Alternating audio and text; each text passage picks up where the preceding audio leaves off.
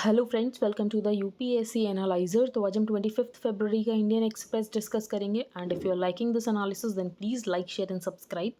And the important announcement is that I have made a Telegram group, और आपके जो भी डाउट्स हैं आप उस ग्रुप के ऊपर पोस्ट कर सकते हो, और यहाँ पर आप ग्रुप को ज्वाइन कर सकते हो। मैं उसका लिंक डिस्क्रिप्शन बॉक्स में पोस्ट कर दूँगी, तो आप उस लिंक के थ्रू यहाँ पर टेलीग्राम चैनल को ज्वाइन कर सकते हो, और आपके जो भी डाउट्स हैं आप वहाँ पर पोस्ट कर सकते हो। मोस्ट प्रोबेबली आपके डाउट्स जो भी हैं on the same day solve कर दिए जाएंगे। अब यहाँ पर जो फर्स्ट न्यूज़ है, Russia invades Ukraine, rumble shakes the world. Russia launched a full scale invasion of Ukraine on Thursday. तो यहाँ पर रशिया ने एयर स्ट्राइक्स करना शुरू कर दिया यूक्रेन की सिटीज़ के ऊपर। इसके अलावा रशिया ने चेर्नोबिल न्यूक्लियर पावर प्लांट के ऊपर यहाँ पर कैप्चर कर लिया है। तो चेर्नोबिल न्यूक्लियर पावर प्लांट क्या है? यहाँ पर वर्ल्ड का वर्स्ट न्यूक्लियर डिजास्टर हुआ था, और ये जो है चेर्नोबिल न्यूक्लियर पावर प्लांट, ये यूक्रेन में है। तो Ukrainian official said their forces were battling Russians on multiple fronts and had lost control of the decommission Chernobyl nuclear power plant. तो ये बस आपको पता होना चाहिए कि चेर्नोबिल की लोकेशन कहाँ पर है। तो ये यूक्रेन का पार्ट है। आगे हम चलते हैं। अब इंडियंस बहुत सारे स्ट्रैंडेड हैं यूक्रेन में। लगभग 18 से 20 हज़ार स्टूडेंट्स हैं जो कि वहाँ पर मोस्टली मेडिकल की पढ़ाई करने जाते हैं। तो वो वहाँ पर स्ट्रैंडेड हो चुके हैं। यूक्रेन ने अपना यहाँ पर जो एयर स्पेस है वो बंद कर दिया है, तो ऐसे में उनको निकालने की बात की जा रही है। तो with Ukraine closing its air space, the ministry of external affairs sending teams to the land borders in Hungary, Poland, Slovak Republic and Romania. तो ये बेसिकली जो कंट्रीज़ हैं ये यूक्रेन को बॉर्डर करते हैं, तो इन एरिया से निकालने की कोशिश की जाएगी जो भी यहाँ पर स्टूडेंट्स स्ट्रैंडेड हैं। आज मोस्टली न्यूज़ जो है ये यूक्रेन और रशिया के बारे में ही है। तो अगर आपको इशू क्लियर है तो आपको फिर से न्यूज़ पढ़ने की ज़रूरत नहीं है। अब ये हम डिस्कस करेंगे। Prime minister Modi tells Putin to end violence. तो यहाँ पर टॉक्स हुई हैं, तो जिसमें यहाँ पर प्राइम मिनिस्टर ने यही बोला है कि यहाँ पर वायलेंस को ख़त्म करना चाहिए and appeal for an immediate cessation of violence. Western block जो है यूएस एंड यूरोप, ये चाहता है कि इंडिया जो है वो रशिया को कंडेम करे, लेकिन जो इंडिया है वो रशिया को कंडेम नहीं करने वाला, क्योंकि हमारे 60 to 70% जो मिलिट्री सप्लाईज़ हैं वो रशिया के ऊपर ही डिपेंडेंट है। प्रिंसिपल्स की बात अलग होती है, लेकिन कहीं कहीं आपको प्रैग्मेटिक होकर सोचना पड़ता है। तो ये सिचुएशन इंडिया के लिए वैसी ही है कि जैसे हम बात करते हैं टेरिटोरियल सॉवरेनिटी, इंटेग्रिटी की, तो वो सब प्रिंसिपल्स है। लेकिन यहाँ पर जो इंपॉर्टेंट है वो ये है कि प्रैग्मेटिज्म क्या है, आपको प्रैक्टिकल तरीके से क्या करना चाहिए, तो वही हम कर रहे हैं। जो ग्लोबल क्रूड ऑयल प्राइसेस हैं वो यहाँ पर $100 पर बैरल पहुँच चुके हैं, क्योंकि यहाँ पर जो रशिया है वो भी ऑयल प्रोड्यूसर है, ऑयल सप्लायर है। तो सप्लाई साइड डिस्ट्रप्शंस की वजह से यहाँ पर जो ग्लोबल क्रूड ऑयल प्राइसेस हैं वो $100 पर बैरल पहुँच चुके हैं। इसके अलावा जो स्टॉक मार्केट्स है वो भी यहाँ पर क्रैश कर गए हैं following Russia's attack on Ukraine. तो ये सब है, ये हम डिस्कस कर चुके हैं। इंडिया में इन्फ्लेशन है। अब यहाँ पर जो क्रूड ऑयल का प्राइस है वो और ज़्यादा बढ़ेगा, तो इन्फ्लेशन इंडिया में और ज़्यादा इंपोर्ट होगा। तो ऐसे में जो आरबीआई की एकोमोडेटिव पॉलिसी है, तो क्या आरबीआई का स्टैंड यही रहने वाला है कि आरबीआई यहाँ पर कैलिब्रेटेड टाइटनिंग की तरफ मूव करेगी? ये एक देखने वाली बात होगी। आगे हम चलते हैं। ये यहाँ पर जो यूक्रेन एम्बेसडर टू इंडिया, इन्होंने बोला था कि प्राइम मिनिस्टर मोदी जी को यहाँ पर इंटरवीन करना चाहिए, जो कि हमने नहीं किया, तो वो इसीलिए ये डीपली डिससेटिस्फाइड है। तो ये हम यहाँ पर डिस्कस नहीं करेंगे। अब यहाँ पर एक इशू ये भी है, रशिया कहता है कि ये जो कन्फ्लिक्ट यूक्रेन के साथ चल रहा है ये इनका रीजनल कन्फ्लिक्ट है, तो किसी भी कंट्री को इसमें आने की ज़रूरत नहीं, किसी भी कंट्री को इंटरफेयर करने की ज़रूरत नहीं है। तो we respect India as a sovereign state, we do not want to involve anybody else in this conflict, it is a regional conflict and it is not necessary कि और भी यहाँ पर कंट्रीज़ इन्वॉल्व हों। तो best thing for the rest of the world यही है कि अपने नॉर्मल रिलेशन रशिया के साथ रखें, वरना कॉन्सिक्वेंसेज जो हैं वो बहुत ही ज़्यादा घातक हो सकते हैं। Prime Minister reiterated his long-standing conviction that the differences between the Russian and the NATO, तो हमारे यही कहना है कि आपको वायलेंस खत्म कर देना चाहिए, और जो भी differences between the Russia and the NATO group ये सॉल्व हो सकते हैं, डिप्लोमेसी से, बातचीत से सॉल्व हो सकते हैं। तो ये करने की कोशिश करनी चाहिए, ना कि यहाँ पर वायलेंस करने की कोशिश करनी चाहिए। अब वेस्ट ये चाहता है कि हम रशिया को कंडेम करें, जो कि हम करेंगे नहीं। तो West views this statement as condoning Russia, तो हम रशिया को कंडोन तो कर रहे हैं। अब वेस्ट का ये कहना, जब चाइना की बात आती तब तो आप टेरिटोरियल इंटेग्रिटी और सॉवरेनिटी की बात करते हो कि इंडिया की टेरिटोरियल इंटेग्रिटी और सॉवरेनिटी, तो यहाँ पर क्या यूक्रेन की टेरिटोरियल इंटेग्रिटी और सॉवरेनिटी नहीं है? तो बेसिकली मैंने आपको बताया कि प्रिंसिपल्स अलग होते हैं, प्रैग्मेटिज्म अलग होता है। तो कहीं कहीं आपको प्रिंसिपल्स को साइड में रखकर प्रैक्टिकल तरीके से सोचने की ज़रूरत होती है, प्रैग्मेटिक होकर सोचने की ज़रूरत होती है। तो India's strategic ties with Russia and it's dependence for military supply, 60 to 70% of India's military hardware is of Russian origin. और ऐसे में हमारे चाइना के साथ भी स्टैंड ऑफ चल रहा है, तो हम यहाँ पर रशिया को एलिनेट नहीं कर सकते कि रशिया इंडिया से और ज़्यादा एलिनेट हो जाए और रशिया यहाँ पर चाइना के और ज़्यादा करीब चला जाए। आगे चलते हैं। यहाँ पर कोई इंपॉर्टेंट न्यूज़ नहीं है, तो यहाँ पर हम बिल्कुल डिस्कशन नहीं करेंगे, आप खुद देख सकते हैं। यहाँ पर ट्राइब, कुकी ट्राइब, तो कुकी ट्राइब जो है मेनली मिज़ोरम को बिलोंग करती है, लेकिन यहाँ पर मणिपुर में भी कुकी टाइप की पॉपुलेशन है। इसके अलावा जो मैतई है, मैतई जो है वो बिलोंग करते हैं मणिपुर को, the distinct from the Meitei dominated valley. इसके अलावा मणिपुर में 2 मेजर ट्राइबल ग्रुप्स और हैं, एक तो नागाज़ और कुकीज़, लेकिन कुकीज़ जो मेनली हैं वो आपको मिज़ोरम में मिल जाएंगे। बाकी यहाँ पर इंसर्जेंसी कैसी वो डिस्कस नहीं करेंगे। आपको एंटी डिफेक्शन पता होगा, एंटी डिफेक्शन यहाँ पर 10th शेड्यूल में है। तो 10th शेड्यूल का जो पैराग्राफ 4 है वो ये स्टेट करता है कि disqualification on ground of defection तब नहीं कंसिडर किया जाएगा अगर मर्जर हो जाता है। मर्जर का मतलब ये है कि 2/3 जो मेंबर्स है वो यहाँ पर किसी और पार्टी में जाकर मिल जाते हैं, तो उसको यहाँ पर डिफेक्शन कंसिडर नहीं किया जाएगा। तो merger of the original political party of a member of a house shall be deemed to have taken place if and only if not less than 2/3 of the members of the legislature party concerned have agreed to such merger. तो यहाँ पर 2/3 की limit है, अगर 2/3 members जाते हैं तो इसको यहाँ पर मर्जर कंसिडर किया जाएगा और इसमें यहाँ पर डिफेक्शन के बेसिस पर डिसक्वालीफाई नहीं किया जाएगा। आगे हम चलते हैं। यहाँ पर कोई इंपॉर्टेंट न्यूज़ है नहीं, ये भी डिस्कस नहीं करेंगे, डी एस्केलेट भी डिस्कस नहीं करेंगे, केरलास कॉमन वुमेन तो केपेक ललिता के ऊपर ये आर्टिकल, ये भी हम डिस्कस नहीं करेंगे। हम ये डिस्कस करेंगे द ग्रेट एक्सोडस, कि हायर एजुकेशन के लिए हमारे यहाँ से बच्चे फॉरेन यूनिवर्सिटीज़ में पढ़ने क्यों जाते हैं।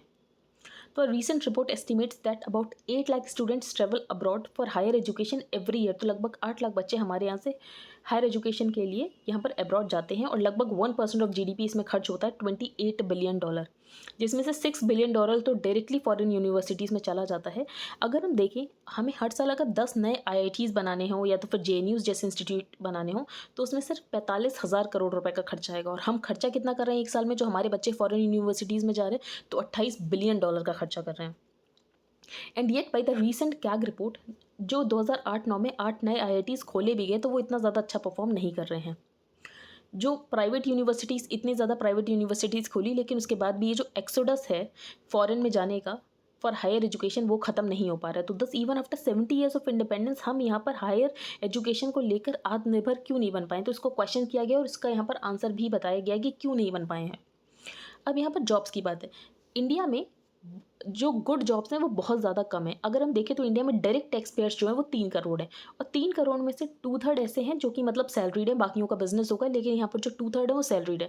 2/3 में जो सैलरीड है तो इसका मतलब ये है कि अगर 2/3 सैलरीड है और यहाँ पर इंसान जो है वो 20 साल तक टैक्स देता है, ऐसा आप कंसिडर करके चलो, तो इसका मतलब ये कि हमारे यहाँ हर साल सिर्फ 10 लाख फ्रेश जॉब्स अवेलेबल हैं। अब इसमें से 10 लाख में से सिर्फ 3 लाख ऐसी जॉब्स हैं जिसमें आपको 5 लाख रुपए हर साल मिलता होगा, तो 5 लाख पर एनम यहाँ पर पैकेज होगा। इसमें से ये जो 10 लाख जॉब्स में से 3 लाख गुड जॉब्स हैं, ये मैंने बताया, विच पे rupees 5 lakh per annum. 30,000 post jobs हैं जिसमें यहाँ पर जो पैकेज है वो 10 लाख पर एनम से ज़्यादा होता है। तो यहाँ पर जो 3 लाख गुड जॉब्स हैं, यहाँ पर आपको इंस्टीट्यूट्स मिल जाएंगे जो कि 800 गुड इंस्टीट्यूट्स हैं, लेकिन यहाँ पर जो 30,000 पॉस्ट जॉब्स हैं वो बेसिकली IITs के बच्चों को मिलती हैं या तो फिर बहुत हायर सेंट्रल यूनिवर्सिटीज़ के बच्चों को 30,000 पॉस्ट जॉब्स मिलेंगी। तो hardly any Indian company serving the Indian customer offers a starting salary of rupees 10 lakh per annum. तो हम यहाँ पर देख रहे हैं जो पॉस्ट जॉब्स हैं वो इंडिया में कितनी जनरेट हो रही है, सिर्फ 30,000। We see that India graduated about 30 lakh students last year. तो हर साल हमारे यहाँ बच्चे कितने ग्रेजुएट हो रहे हैं, 30 लाख। जॉब्स कितनी बन रही हैं, 10 लाख, और 10 लाख में से भी पोस्ट जॉब्स कितनी है, 30,000। तो given the recent employment data there may be about 1 crore unemployed graduate seeking job. अब सबका इंटरव्यू लेना हर कंपनी के लिए पॉसिबल नहीं है, तो जो अच्छी कंपनी है वो क्या करती हैं, वो सिर्फ इन्हीं इंस्टीट्यूट्स में जाती हैं जो कि हायर इंस्टीट्यूट्स में बहुत अच्छे हैं। फॉर एग्जाम्पल IITs में जाएंगी, IIMs में जाएंगी, स्टीफेंस में जाएंगी। तो this is 10 times the number of salaried jobs, 30 times the good jobs and 300 times the number of post jobs available every year. तो जितने बच्चे ग्रेजुएट होते हैं तो वो बहुत ज़्यादा होते हैं और जो पोस्ट जॉब्स हैं वो बहुत ज़्यादा कम अवेलेबल हैं। तो good jobs are concentrated in about 800 top colleges and post jobs in 80 to 100 elite colleges जैसे कि IITs, IIMs एंड स्टीफेंस।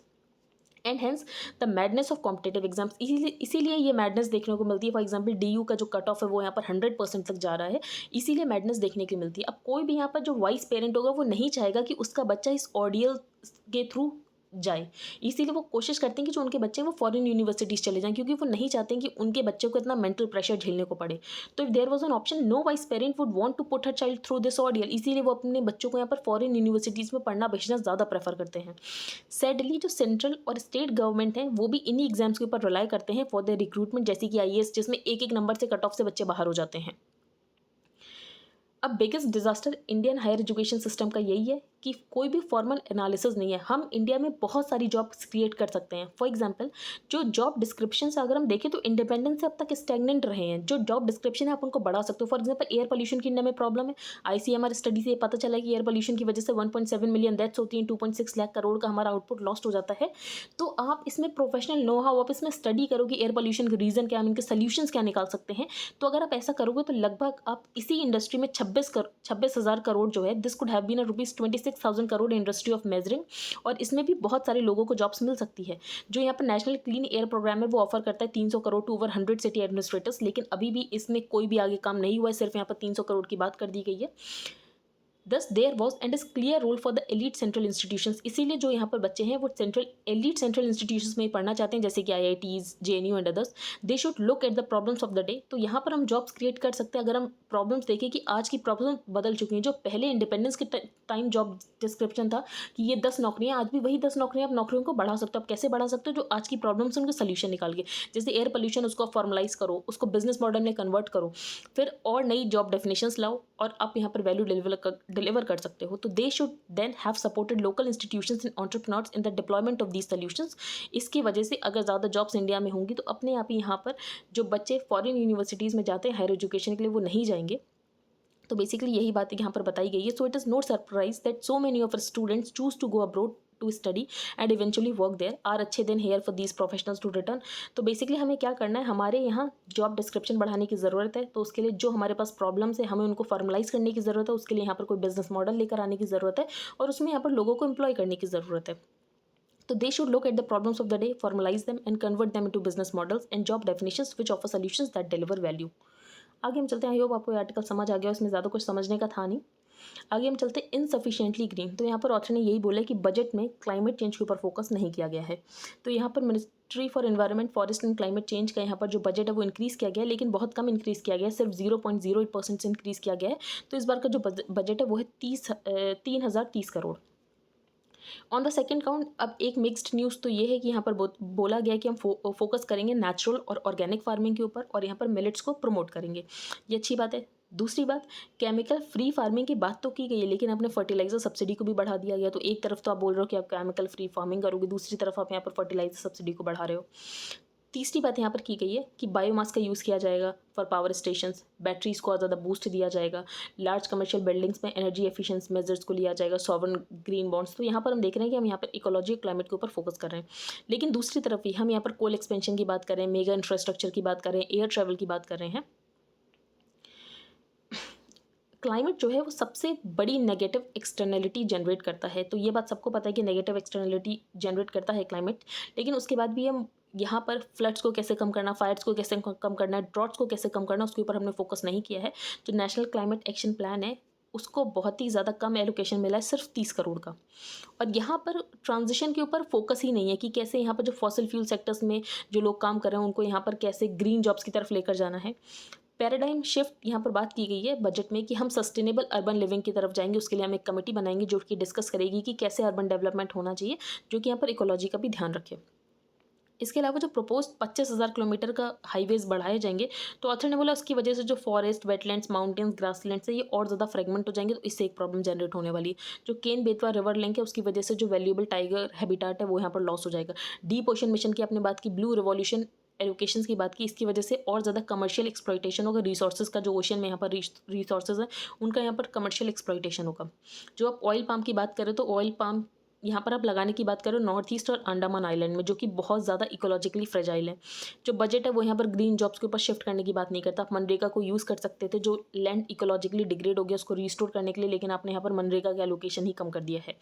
तो economy will continue being overwhelmingly unsustainable and inequitable. तो यहाँ पर हमें इस बजट में फोकस करना चाहिए था कि क्लाइमेट चेंज को कैसे एड्रेस किया जाए। हमने यहाँ पर कुछ पॉइंट्स पर तो एड्रेस करने की कोशिश की है, लेकिन अगर हम लार्जली देखें तो ये जो बजट है ये यहाँ पर क्लाइमेट फ्रेंडली नहीं है अकॉर्डिंग टू द ऑथर। ये हमने पॉइंट्स देख लिए कि कहाँ कहाँ पर हमें ऐसा लगा, तो वो हमने डिस्कस कर लिया है।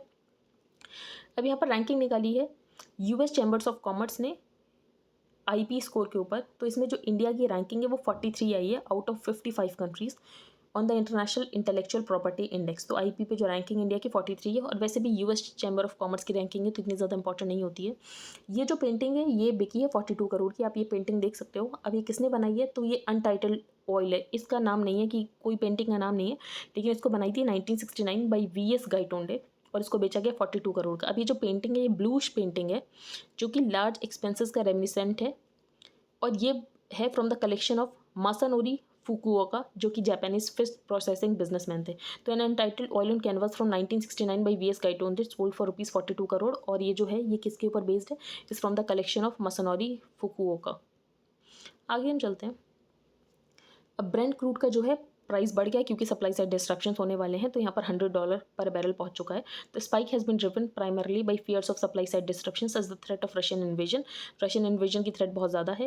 There is going to be an inflationary impact. तो मैंने आपको बताया जो इंडिया है वो यहाँ पर 80% ऑफ इट्स ऑयल रिक्वायरमेंट को इम्पोर्ट करता है, और जिसकी वजह से इंडिया के ऊपर भी इम्पोर्टेड इन्फ्लेशन का इम्पैक्ट देखने को मिलेगा।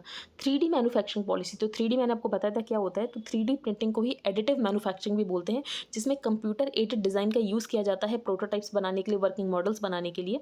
और उसके बाद क्या करते हैं, सक्सेसिव लेयर्स यूज़ करते हैं, जैसे कि प्लास्टिक की, रेजिन की, थर्मोप्लास्टिक की, और प्रिंटर की हेल्प से जब प्रिंटर को यहाँ पर इंस्ट्रक्शंस दी जाती है 3D प्रिंटर को, तो यहाँ पर 3D प्रिंटिंग होकर आती है। तो 3D प्रिंटिंग या एडिटिव मैन्युफैक्चरिंग क्या होती है, तो कंप्यूटर एडेड डिज़ाइन को यूज़ करते हैं प्रोटोटाइप्स बनाने के लिए, और यहाँ पर सॉफ्टवेयर की हेल्प से पहले इसको प्रिंट किया जाता है यूजिंग 3D प्रिंटर। अब इंडिया जो है, इंडिया यहाँ पर 3D मैन्युफैक्चरिंग को लेकर आने वाला हर सेक्टर में। तो इंडिया का जो शेयर है यहाँ पर ग्लोबल एडिटिव मैन्युफैक्चरिंग या 3D मैन्युफैक्चरिंग में हमें 5% करना है अगले 3 सालों में। इसका मतलब ये है कि $1 बिलियन हमारे जीडीपी में यहाँ पर ऐड हो जाएगा। जो नेशनल स्ट्रैटेजी है for the additive manufacturing by 2025, India will aim to achieve certain targets, जैसे कि 50 इंडिया स्पेसिफिक टेक्नोलॉजीज बनाएंगे for material, machine and software, 100 new startups बनाएंगे फॉर एडिटिव मैन्युफैक्चरिंग, और 500 न्यू प्रोडक्ट्स बनाएंगे यूजिंग एडिटिव मैन्युफैक्चरिंग, जिसकी वजह से 1 लाख लोगों को जॉब मिलेगी, स्किल वर्कर्स को जॉब मिलेगी, जो कि यहाँ पर एडिटिव मैन्युफैक्चरिंग में एम्प्लॉय होंगे। इंडिया इसको हर सेक्टर्स में अडॉप्ट करने की कोशिश करेगा, फिर डिफेंस, पब्लिक सेक्टर, सारे ही सेक्टर्स में हम इसको अडॉप्ट करने की यहाँ पर कोशिश करेंगे। आगे हम चलते हैं। India tightrope walk between the West and the Russia. तो मैंने आपको बता दिया कि वेस्ट चाहता था कि जो इंडिया है वो रशिया के, ये जो रशिया कर रहा है यूक्रेन में, हम उसको कंडेम करें, लेकिन इंडिया ने कंडेम नहीं किया, इंडिया ने रिग्रेट जताया, जो कि कंडेम से थोड़ा नीचे लेवल पर होता है।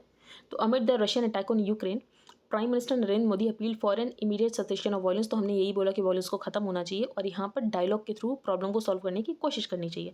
Earlier in the day India expressed regret, तो हमने रिग्रेट तो जताया, जो कि कंसर्न से एक ऊपर अपग्रेडेशन मान सकते हो, लेकिन अभी भी हमने कंडेम नहीं किया है। अब यहाँ पर मैंने आपको बताया कि प्रिंसिपल और वैल्यूज़ एक साइड पे है, प्रैग्मेटिज्म और इंटरेस्ट दूसरे साइड पे, तो हमने यहाँ पर प्रैग्मेटिज्म और इंटरेस्ट को चुना क्योंकि यही सही है। बाकी हमने यही बोला कि डी एस्केलेशन होना चाहिए सिचुएशन का। अब यहाँ पर जो रशिया है वो मसल फ्लेक्सिंग कर रहा है यूक्रेन के ऊपर।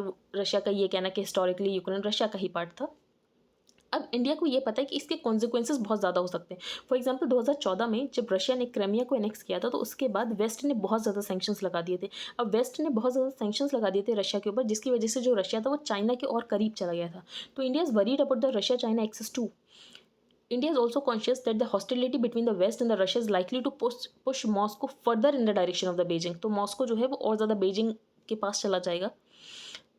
The Sino-Russian quasi alliance has been possible due to anti Chinese rhetoric from Washington. अब यहाँ पर जो चाइना है, चाइना को भी यहाँ पर वेस्ट कुछ ना कुछ चाइना के बारे में बोलता रहता है। रशिया को भी यहाँ पर जो वेस्ट है उसने एलिनेट कर दिया, तो दोनों ही कंट्रीज़ को एलिनेट कर दिया, इसीलिए दोनों कंट्रीज़ का एक्सेस और ज़्यादा मजबूत हो रहा है। तो Russia has been calibrated in its statements on issues China is sensitive to. तो रशिया जो भी चाइना के लिए सेंसिटिव मैटर्स, उसके अलावा जो रशिया के स्टेटमेंट्स उसके ऊपर बहुत ज़्यादा कैलिब्रेटेड होते हैं। फॉर एग्जाम्पल यहाँ पर 5G रोल आउट है, हांगकॉन्ग का इशू है, कोविड-19 का इशू है, लेकिन बेजिंग और मॉस्को हर चीज़ में आई टू आई नहीं है। फॉर एग्जाम्पल यहाँ पर चाइना जो है क्रीमिया को अभी भी रशिया का पार्ट नहीं मानता है। वैसे ही अगर यहाँ पर रशिया को कोई स्टेटमेंट देना होता है जैसे कि साउथ चाइना सी में, तो यहाँ पर रशिया जो है न्यूट्रल इंस्टांस को यहाँ पर मेंटेन करता है, ना कि यहाँ पर बेजिंग को सपोर्ट करता है। तो जो सेंसिटिव मैटर्स है, तो कुछ सेंसिटिव मैटर्स ऐसे हैं जिसमें दोनों ही कंट्रीज़ यहाँ पर न्यूट्रल इंस्टांस को मेंटेन करने की कोशिश करते हैं। ये मैंने आपको बता दिया। सेंसेक्स जो है क्रैश कर चुका है, और यहाँ पर जो ब्रेंट क्रूड के प्राइस है वो $100 पर बैरल से ऊपर जा चुके हैं। आगे हम चलते हैं। यूक्रेन के एम्बेसडर जो कि अंकारा टर्की के हैं, उनका यही कहना है कि एयर स्पेस तो हमने बंद कर दिया, लेकिन आपको यहाँ पर जो बॉस्फोरस और डार्डेनल्स स्ट्रेट है वो बंद कर देनी चाहिए, ताकि जो वॉरशिप्स हैं रशिया के वो ना आ पाएँ। तो ये आप लोकेशन देख लेना, बॉस्फोरस और डार्डेनल्स स्ट्रेट की कहाँ पर है। तो ये आपको पता होना चाहिए बस दोनों की लोकेशन, बाकी यहाँ पर कुछ इंपॉर्टेंट नहीं है। ये जो आप देख रहे हो यहाँ पर खार्किव, ये यूक्रेन का सेकेंड लार्जेस्ट सिटी है। तो Kharkiv Ukraine second largest city and a major target of Russia's invading force. तो ये लोकेशन पूछी जा सकती है कि खार्किव क्या है, तो खार्किव आपको पता होना चाहिए कहाँ पर है। यहाँ पर हम डिस्कशन करते हैं। China offer subtle not in support for ally Russia. अब जो चाइना है वो तो डाउन प्ले कर रहा है कि रशिया ने इन्वेजन किया ही नहीं, आप इसको इन्वेजन क्यों नाम दे रहे हो, आपने यहाँ पर प्री कंसीव्ड वर्डिंग की और ये इन्वेजन है ही नहीं। For us Ukraine is the same as Pakistan for India. अब आपने सुना होगा कि रशिया जो है, रशिया का ये कहना है कि हम यहाँ पर डीमिलिटराइजेशन और डीनाजिफिकेशन कर रहे हैं। इसका क्या मतलब होता है डीमिलिटराइजेशन का? अब जो रशिया है उसका ये मानना है जो यूक्रेन है वो बहुत ज़्यादा मिलिट्री स्टेट हो रखा है। तो Ukrainian economy is highly militarised. Some Ukrainian politicians and military officials have been talking about the restoration of Ukraine as a military state. तो रशिया को ये डर है कि यूक्रेन में बहुत ज़्यादा मिलिट्री जो है इंटरफेयर करती है और मिलिट्री स्टेट बन सकता है। इसीलिए पुतिन चाहते हैं कि जो यूक्रेन है उसको यहाँ पर डीमिलिटराइजेशन किया जाए। और डीनाजिफिकेशन का मतलब ये है कि यूक्रेन में चेंज ऑफ पावर किया जाएगा। And by denazification he meant there will be a change of power, new elections किए जाएंगे यूक्रेन में। आज के न्यूज़पेपर में बस इतना ही। आई होप आपको आज का न्यूज़पेपर समझ आया होगा। If you like the video then please like share and subscribe. Thank you and have a nice day.